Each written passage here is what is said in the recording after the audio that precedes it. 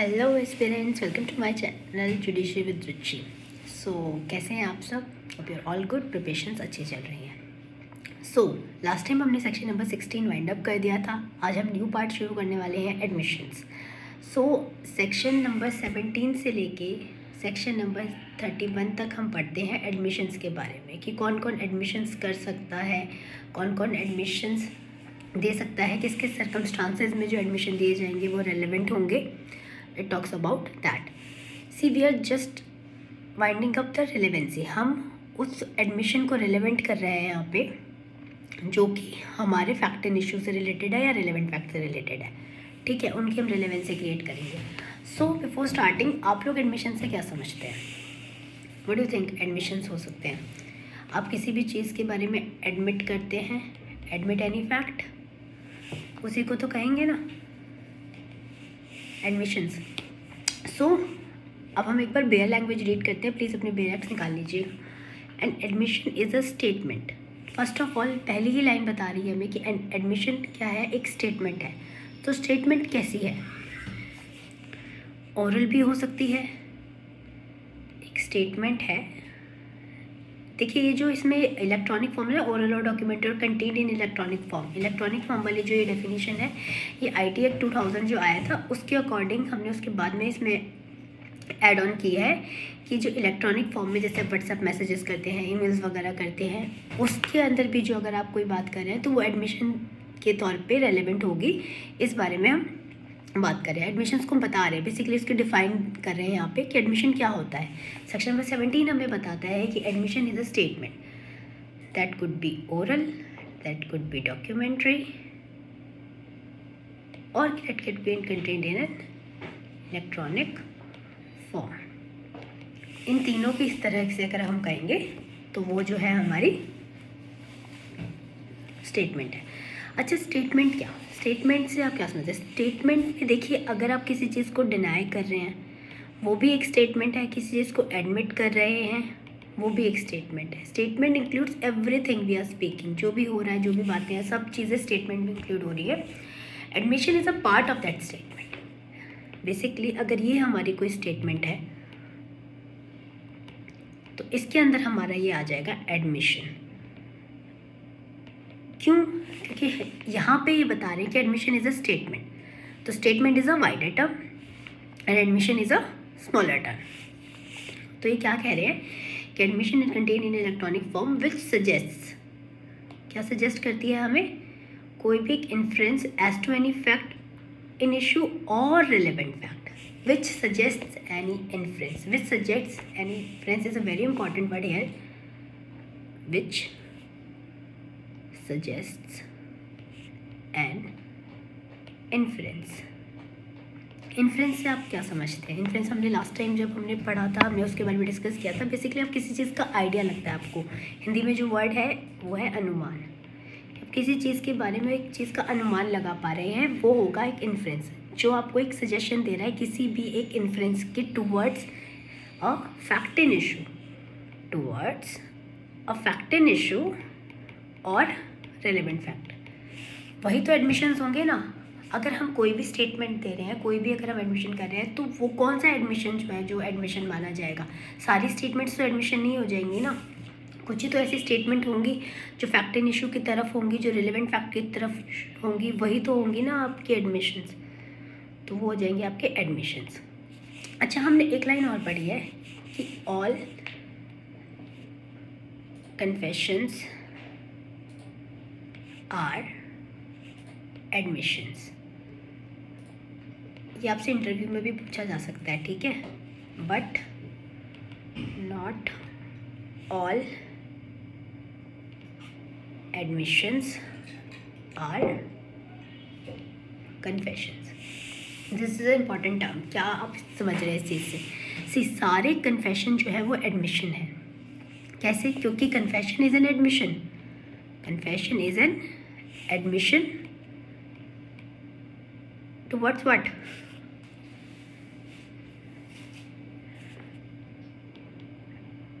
Towards the guilt. ठीक है ना? Confession is admission towards the guilt, मतलब admission in reference to the crimes. Are generally called confessions. ठीक है, section number 13, 17 से लेकर 31 तक हम जनरली जो है एडमिशंस और कन्फेशंस के तौर पे डील करेंगे। सी, अगर कन्फेशन जो है आपका वो एडमिशन है, तो यहाँ पे अगर हम देखें, will make 3 circles. First one is your statements that will make up your genus. Second one is your admissions that will make your species. And third one here, क्योंकि एडमिशंस के अंदर कन्फेशंस आ रहे हैं तो confession is a smaller term, तो जो confessions हो जाएंगे वो आपका हो जाएगा सब स्पीशीज़। क्लियर है यहाँ तक? ये चीज़ समझ में आ रही है कि स्टेटमेंट्स किस बारे में बोल रहे हैं? स्टेटमेंट सारी चीज़ें हैं, डिनाइल भी है, एडमिशन भी है, सब चीज़ें हैं, पर जो एडमिशन है is a part of a statement, जो कि ओरल हो सकता है, डॉक्यूमेंट्री हो सकता है और इलेक्ट्रॉनिक फॉर्म में भी हो सकता है। ये 3 चीज़ हमें समझ में आई इस वजह से। Towards any reference towards any fact in issue और रेलेवेंट फैक्ट। सी, यहाँ पर मैं ये कहती हूँ कि मैंने आपसे 5,000 रुपये लिए, मैंने आपसे 5,000 रुपये लिए, तो ये जो मैंने आपसे पैसे लिए ये क्या है? ये एक एडमिशन है जो मैं आपके सामने कर रही हूँ। ठीक है, ये हो जाएगा हमारा एडमिशन। अगर यही चीज़, अगर एडमिशन को आप अगर क्राइम्स में, कि क्रिमिनल उसमें देखेंगे, क्रिमिनल केसेस में अगर हमको एडमिशन करते हैं तो वो that turns into our confession. ठीक है, फर्स्ट ऑफ ऑल इतना हमें याद रखना है कि बेसिकली एडमिशन जो है वॉलंटरी आपकी एक्नॉलेजमेंट है किसी भी फैक्ट को लेके। ये हो गया हमारा कन्फेशन, एडमिशन। अच्छा, अब किसी भी चीज़ से कोई भी एक स्टेटमेंट है जिससे आप कुछ इन्फ्लुएंस ड्रॉ कर पा रहे हैं, जिससे आप कुछ आइडिया लगा पा रहे हैं किसी चीज़ के बारे में, वो आपकी हो जाएगी एडमिशन। बट नॉट ओनली यहाँ तक, and this is a word and, इसके साथ साथ ये भी होना चाहिए कि which is made by any of the persons. कौन से person? And under the circumstances, कुछ लोगों के द्वारा, एंड अंडर द सर्कमस्टांसेस, कुछ सर्कमस्टांसेस हैं here in after mention. Here in after mention मतलब अब जो सेक्शन 17 है उसके बाद से जो कुछ सेक्शंस दिए गए हैं उनमें जो आप पढ़ेंगे उन लोगों के द्वारा एडमिशन्स किए जा सकते हैं और किन किन सिचुएशन में एडमिशन किए जा सकते हैं वो हमें प्रोवाइडेड है। तो बेसिकली जो हमारा एडमिशन है वो होगा किसी भी पर्सन के द्वारा, जो हमें यहाँ पे आने वाले सेक्शंस में दिए हुए हैं। जैसे सेक्शन नंबर 18 में आपको दे रखा है कि एडमिशन बाय अ पार्टी। ठीक है, आपको हमें दे रखा है एडमिशंस बाय अ पार्टी। अगर कोई पार्टी एडमिशन कर रही है, प्रोसीडिंग, किसी एजेंट एडमिशन कर रहा है आपके बिहाफ पे, तो वो एडमिशन मान लिया जाएगा। कोई रिप्रेजेंटेटिव कैरेक्टर में, कोई आपका रिप्रेजेंटेटिव सूट फाइल हुआ है तो उसमें जो बंदा बात कह रहा है आपके बिहाफ पे, वो भी एडमिशन्स के तौर पे रेलिवेंट हो जाएंगी। By a party interested in subject matter, कोई पार्टी ऐसी है जिसका सब्जेक्ट मैटर जो फैक्ट एंड इशू उसमें उसका कोई इंटरेस्ट है, तो वहाँ पे उस सब्जेक्ट मैटर को लेके जो स्टेटमेंट देगा, जो एडमिशन करेगा, वो एडमिशन यहाँ रेलिवेंट हो जाएंगे। By person home the interest is derive, कभी कोई आपने किसी प्रॉपर्टी बेची, आपने उस किसी भी चीज़ के थ्रू किसी चीज़ में इंटरेस्ट डिराइव कर लिया, उसके बाद जो वो आपने इंटरेस्ट ड्राइव किया, उसके बाद जो पर्सन आप बने, जो इंटरेस्ट ड्राइव किया ना अपने इंटरेस्ट, तो वो आपका फिर वो भी आपके तौर पे एडमिशन हो जाएगा। तो बेसिकली यहाँ पे हम आगे अच्छे से पढ़ेंगे, जब हम 18, 19, 20 एंड ऑल दैट जब सेक्शन पढ़ेंगे तो सिंगल सिंगल करके अच्छे से करेंगे। फ़िलहाल एडमिशन की ये जो है यही डेफिनेशन है जो सेक्शन नंबर 17 हमें बता रहा है कि अब सेक्शन 17 ने बताया जो एडमिशन है। सो जनरल रूल जो है विद रिगार्ड टू एडमिशन कि देखो define that all the parties जो रिप्रेजेंटेटिव डिग्रीज में अब कर रही हैं। और सबसे बड़ी बात जो एडमिशन की, देखिए एक चीज़ है कि एडमिशन्स जो है ना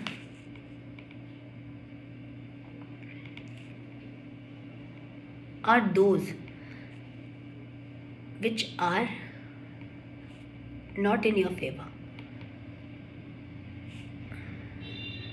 और इज अगेंस्ट द मेकर।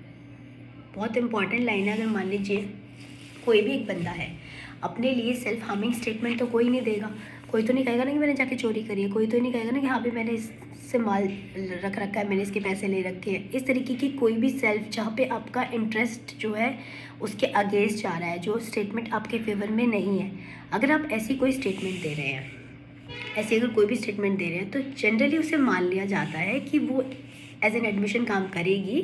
क्यों? क्योंकि वो स्टेटमेंट सेल्फ हार्मिंग स्टेटमेंट है। कोई बंदा खुद से तो अपने लिए फॉल्स स्टेटमेंट नहीं देगा ना, खुद से अपने लिए सेल्फ हार्मिंग स्टेटमेंट तो देगा नहीं। तो इस सेंस में जो है एडमिशन्स हम मान लेते हैं कि अगर एडमिशन कोई ऐसा बंदा कर रहा है जो कि उसके फेवर में नहीं है स्टेटमेंट, वो उसके इंटरेस्ट से अगेंस्ट है, तो हम मान लेंगे कि वो admission as in generally true होगा।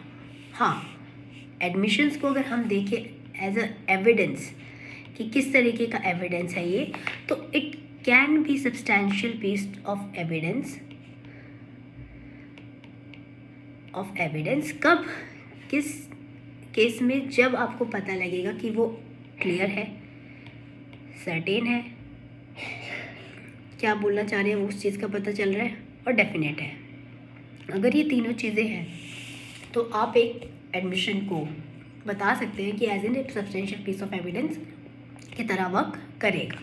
ठीक है, बाकी rest is up to the court कि वो कितना एडमिशन को मानती है, कितने को डिनाई कर देती है, वो सिर्फ कोर्ट का काम है। आपका काम है कि सिर्फ एविडेंस को समझ लीजिए कि वो सब्सटेंशियल पीस ऑफ एविडेंस भी हो सकता है। Now evidence may be the best evidence to prove the facts admitted. ठीक है, so it may be the best evidence. It is not really the best evidence, but it can become the best evidence if it is clear, it is certain and it is definite. so यहाँ तक हमने ये पढ़ा। अच्छा, जैसे facts जो हमने section number 58 में पढ़ा होगा आपने एविडेंस एक्ट के, अच्छा अभी तो हमने पढ़ा ही नहीं है, सेक्शन 58 करेंगे ना, तो उसमें दे रखा है कि facts admitted need not be proved. अगर आपने कोई फैक्ट्स को एडमिट कर लिया तो अब उनको फर्दर आपको प्रूव करने की ज़रूरत नहीं है, क्योंकि आपने उनको मान ही लिया है।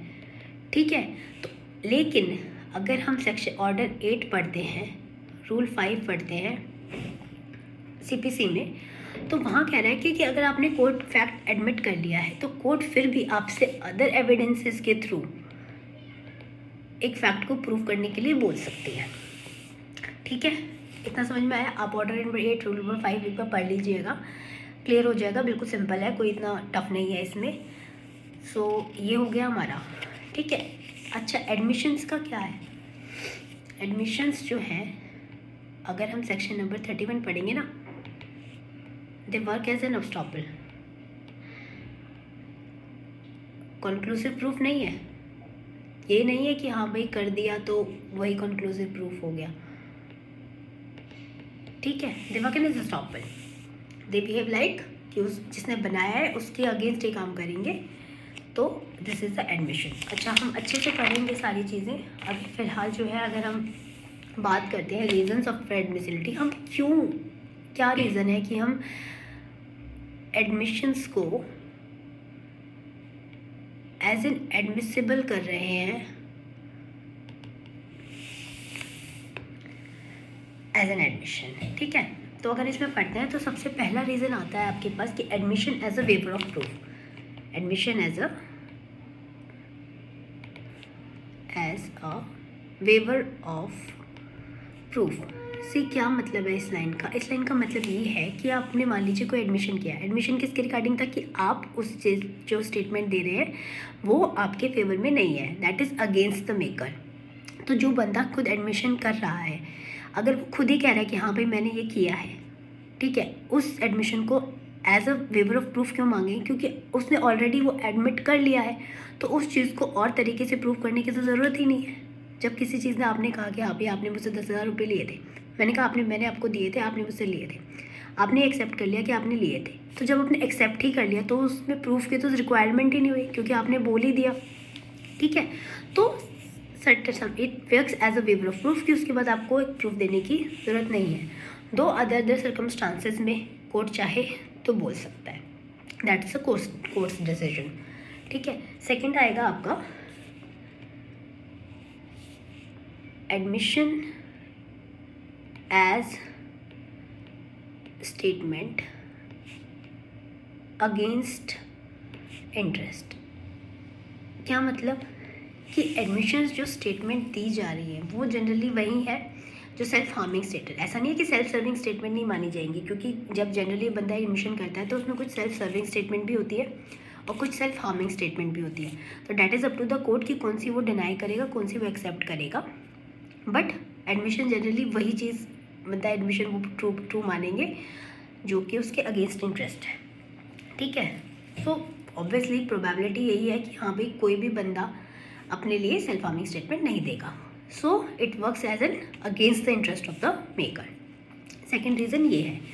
थर्ड रीज़न अगर हम देखते हैं तो admission as evidence of contradictory statement.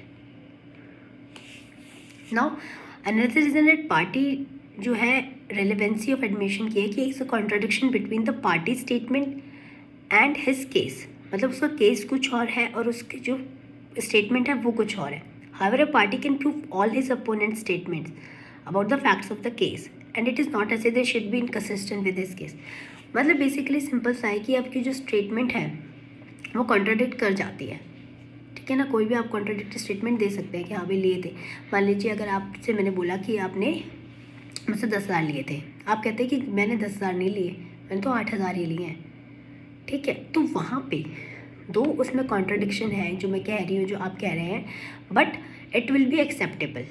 अगर आप वो चीज़ भी कह रहे हैं तो वो कॉन्ट्रडिक्ट करेगी, बट आपने वो चीज़ एक्सेप्ट करी है, आपने वो चीज़ एडमिट करी है, एडमिशन कर रहे हैं आप उस चीज़ का, तो वो भी एक तरीके से एडमिशन के तौर पे ले लिया जाएगा।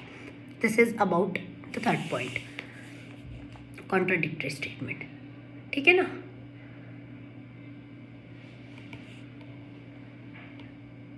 फोर्थ रीज़न है क्योंकि admission is evidence of truth. Evidence of truth का मतलब देखिए, अब आप कोई ऐसी, वही अभी हमने बात करी सेल्फ हार्मिंग स्टेटमेंट आप कोई दे रहे हैं जो आपके अगेंस्ट है, तो उस केस में जनरली क्या होगा कि हम उसको ट्रू मान लेंगे क्योंकि वो आपके अगेंस्ट जा रही है। तो हर सर्कमस्टांसेस अलग अलग होते हैं, बट अगर आप एडमिशन कर रहे हैं कोई चीज़ का खुद अपनी तरफ से, तो हम उसको जनरली ट्रू मान लिया जाता है कि रिफ्लेक्ट कर रहा है वो चीज़ कि हाँ भाई आपने वो काम किया होगा। आप उस चीज़ की लायबिलिटी ले रहे हैं, जो आप स्टेटमेंट दे रहे हैं वो आपके अगेंस्ट है, तो उस चीज़ की लायबिलिटी किसके ऊपर है? उस चीज़ की लायबिलिटी उस इंसान के ऊपर है जो वो एडमिशन कर रहा है। तो this was about the evidence as a truth. ठीक है, admission as to evidence of truth. Now अगर हमने डिस्कस किया है कि भाई कोई पार्टी है, अगर वो आउटसाइड सेटलमेंट कर लेती है, ठीक है, जिसके लिए वो लीगली रिस्पॉन्सिबल है, पर ऑल स्टेटमेंट जो है पार्टी ने दी है सबका एक प्रोबेटिव फोर्स नहीं होगा, वो उसी तरीके से वर्क नहीं करेंगी। अगर आप उन स्टेटमेंट्स को, अगर किसी तरीके से आप एडमिशन्स कर रहे हैं, अगर आप जुडिशियल कन्फेशन कर रहे हैं और कोई एक्स्ट्रा जुडिशियल कन्फेशन कर रहे हैं, उस चीज़ में फ़र्क होगा। ठीक है, नाउ कि हम पढ़ते हैं कि admittance in one's favours are generally excluded, कि अगर आप एडमिशन कर रहे हैं अपने ही फेवर में कि यार हाँ भाई मैंने तो नहीं लिए, तो उस चीज़ को हम जनरली ट्रू नहीं मानेंगे, क्योंकि वो हर कोई बंदा अपने फेवर में ही स्टेटमेंट देगा ना, मोस्ट प्रोबेबली तो यही सिचुएशन होएगी, तो हम उस चीज़ को ट्रू नहीं मानते। ठीक है, कि भाई आपने बाहर जाके किसी से कुछ कहा, हेयर से एविडेंस के बारे में भी हम पढ़ेंगे। ठीक है, तो what is it is for the reason that the admissions may be proved against the person making it but not in his favor except in few cases, जो कि हम सेक्शन नंबर 21 में भी पढ़ेंगे। अंडर सेक्शन 21 में कुछ statements ऐसी हैं जो आप अपने फेवर में भी देंगे तो भी वो एडमिसिबल होंगी। क्यों होंगी, हम सेक्शन नंबर 21 जब पढ़ेंगे तब करेंगे। ठीक है, अच्छा अब एक चीज़ और करते हैं कि आपको क्या लगता है कि जो भी एक स्टेटमेंट दे रखी है, ठीक है, वो अगर हम टेकन टुगेदर है, मतलब the whole statement containing the admission must be taken together, but जजेस are not bound to believe in its entirety. Sorry, मतलब क्या है आपका कि मान लीजिए आपने एक स्टेटमेंट दी, ठीक है, उसमें से आपके फेवर में भी थी और कुछ आपके अगेंस्ट भी थी। ठीक है, तो ये नहीं है कि उसे फेवरेबल वाली नहीं मानी जाएंगी और अगेंस्ट वाली मानी जाएंगी। ये अप टू द कोर्ट है कि वो कौन कौन सी उसको लेता है। अगर उसको लगता है कि कुछ स्टेटमेंट ऐसी है जो उसके अगेंस्ट जा रही है तो वो उसको मान सकता है, बाकी को डिनाई कर सकता है। ज़रूरी नहीं है कि वो उसको एंटायरिटी में ही ले, कि कोर्ट्स का डिसीजन होता है। अब जैसे मान लीजिए अगर आपने एक प्लेंटिव है वो सिर्फ इस फैसिलिटी को अवेल नहीं कर सकता कि जो फैसिलिटी जो एक रिटन स्टेटमेंट पे उसके फेवर में चीज़ें लिखी गई है वो उनको तो एक्सेप्ट कर ले, और जो चीज़ उसके अगेंस्ट लिखी गई है उसको वो डिनाई कर दे। नहीं हो सकता ना ऐसा पॉसिबल। तो बेसिकली एडमिशन्स हैं क्या? एडमिशन्स तो वही है ना जो जनरली आपके अगेंस्ट द मेकर है, ठीक है। दो एक्सेप्शंस भी हैं, बट हम अभी फ़िलहाल जनरली जो हम एडमिशन्स के बारे में बात कर रहे हैं उसके बारे में बता रहे हैं कि हम एडमिशन से क्या समझ पा रहे हैं। कि basically the whole statement containing the admission must be taken together for though some part of it may be favourable to the party, ठीक है। यही रीज़न है कि मतलब बेसिकली एक एजेंडा ये है इस चीज़ का कि हमें जब हम कोई भी एडमिशन कर रहे हैं, फेवर की स्टेटमेंट भी और अगेंस्ट की स्टेटमेंट भी हम टेकन टुगेदर, मतलब we will be taking them together, वो एक साथ ही रीड करी जाएंगी, वो एक साथ पूरा एडमिशन एज एन एडमिशन ही माना जाएगा। बट अगर कोर्ट को लगता है कि भाई ये पार्ट नहीं मानना, ये पार्ट कोई रेलिवेंट नहीं है, तो वो कोर्ट कर सकती है। बट जनरली यही किया जाएगा कि वो पार्ट जो है पूरा एक साथ लिया जाएगा, will be red together, will be taken together, कि पूरा एडमिशन है ये जो लिखा गया है, इसमें से फेवर की स्टेटमेंट भी, इसमें अगेंस्ट की स्टेटमेंट भी, ये सारा एक साथ ही लिया जाएगा। जनरल रूल यही है, ठीक है। अब हम आते हैं जो हमारा दूसरा पॉइंट है कि काइंड्स ऑफ एडमिशन क्या होते हैं। अगर आप काइंड्स ऑफ एडमिशन देखेंगे तो दो तरीके के होते हैं, एक होता है इनफॉर्मल, एक होता है फॉर्मल। इनफॉर्मल मतलब आपका हो गया एक्स्ट्रा जुडिशियल कन्फेशन, वो कन्फेशन जो आप कोर्ट के सामने नहीं कर रहे, वो कन्फेशन जो आप किसी प्रोसीडिंग में नहीं दे रहे हैं, वो कन्फेशन जो आप किसी और थर्ड पर्सन के सामने दे रहे हैं जो कि कोई ऐसी अथॉरिटी नहीं रखता, ठीक है। ये जुडिशियल कन्फेशंस होते हैं। अब कन्फेशंस जो अगर आप कर रहे हैं, जो भी सॉरी एक्स्ट्रा जुडिशियल एडमिशन, मैंने कन्फेशन बता दिया आप लोगों को, sorry it's admission we are talking about here, extra judicial admissions, ठीक है।